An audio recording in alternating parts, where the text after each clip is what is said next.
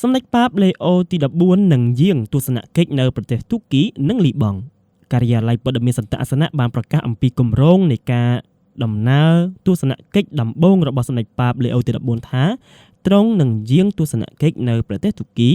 នៅរង្វង់ថ្ងៃទី27ដល់ថ្ងៃទី30ខែវិច្ឆិកាហើយនឹងបន្តទៅកាន់ប្រទេសលីបង់រហូតដល់ថ្ងៃទី2ខែធ្នូឆ្នាំ2025ប្រពន្ធដដែលបានបន្តឲ្យដឹងទៀតថាសម្ដេចប៉ាបបានទទួលការយាងអញ្ជើញរបស់ប្រមុខរដ្ឋនិងប្រមុខសាសនានៅក្នុងប្រទេសនេះហើយដំណើរទស្សនកិច្ចនេះនឹងដឹកនាំមកនៅដង្ហើមសន្តិភាពហើយយើងនឹងទទួលស្គាល់ថាក្រៅពីសន្តិភាពតាមរយៈការសន្ទនាយុត្តិធម៌និងការគោរពសេចក្តីថ្លៃថ្នូររបស់មនុស្សគ្រប់រូបយើងអាចរកឃើញសន្តិភាពដ៏ពិតប្រាកដ